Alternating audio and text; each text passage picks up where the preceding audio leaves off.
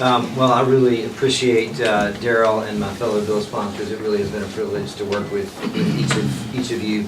And hopefully you'll note the relative age in terms of us. We are a young crowd, and I think that says something about... Thank you.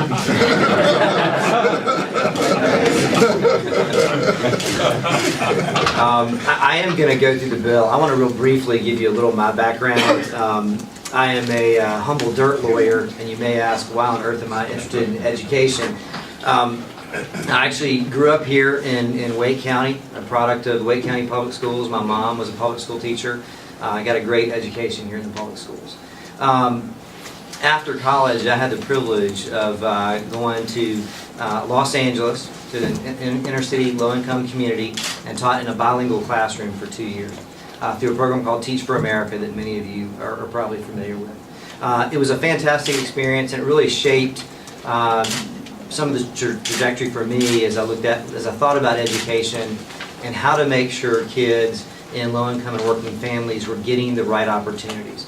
And I think again, when we look at education, it's like a table with different legs to hold it up, and this is just one of those legs to help support the table that is education for our kids.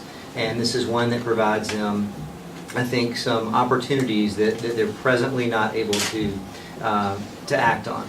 And just when I saw the Children's Scholarship Fund board up here, when we moved to Charlotte after law school, my wife was, I think, the first administrator of the program. So I also have a just heart for that program, and it was fun for me to get to see the facts of the impact it's had in my own district, which I realize now I am from District 88 in Charlotte, so it would be remiss not to mention that.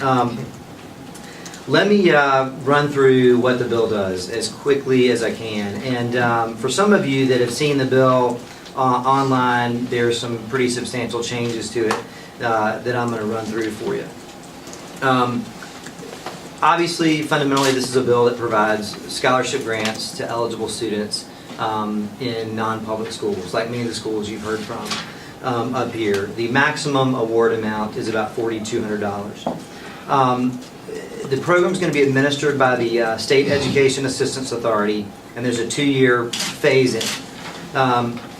The first year, we have an allocated $10 million toward the program, and eligibility is awarded to 2 types of students. They have to be enrolled in a public school during the 2013 spring semester, and they need to qualify for a free or reduced lunch. So then again, this is the upcoming school year. And again, the amount of the scholarship, maximum amount, would be $4,200. In year 2, we have an appropriation set forth at $40 million.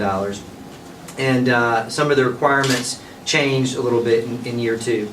And let me run through those. You have to reside in a household with an income not in excess of 133% of the amount required to qualify for free or reduced lunch. And then you have to have not received a high school diploma yet and meet one of the following criteria. You have to have either been a full-time student in a North Carolina public school the prior semester, received a scholarship grant the prior year, so we want, if you have received a grant, for you to continue to be able to receive grants, to be entering kindergarten or first grade. You can be in foster care, or if you've been adopted within the past year, to acknowledge certain of those special situations. There's also a prioritization that the State Education Assistance Authority will give to the awards. And we'll have a date certain by which you have to apply.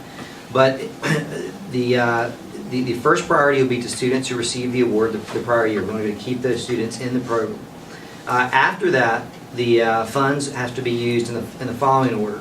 At least 50% of the new scholarships go to students who qualify for free or reduced lunch. So again, that sort of first year level. And then no more than 35% can be awarded to students entering kindergarten or first grade, and then any remaining funds are to anybody else that's eligible. And just to add on, the amount I told you was $4,200. If you are at free or reduced lunch or below on your income level, you can get the full amount of $4,200. If you are above that amount, up to the 133% amount, you can get up to 90% of of the 4,200. So there's something in that range where the parent would also be paying. And then finally, I want to talk a little bit about, well, let me give you a few more background on the State Education Assistance Authority is going to be, again, the administrator of the program. They're going to have some requirements. They're going to have to verify eligibility of a certain percentage of the applications. They're going to give annual reporting to DPI. They're going to report annually to the Joint Legislative Education Oversight Committee on demographic and other information on scholarship grants. And they're also going to report on learning gains made. So that's some of the reporting requirements that go on that end. There's also certain reporting requirements for the non-public schools that are participating. They've got to provide information on their tuition and fees. There's certain criminal background checks required. They have to provide parents annually with written explanations of student progress, including standardized test scores. If there are more than 25 students enrolled with scholarship at a particular school, they have to provide aggregate standardized test performance data, as long as that information doesn't contain personally identifiable information. They also have to provide graduation rates for students who are receiving scholarships. And there's also a financial review required for schools receiving more than $300,000 in scholarships annually, about 70 students or so. And they can't require any additional fees for scholarship students.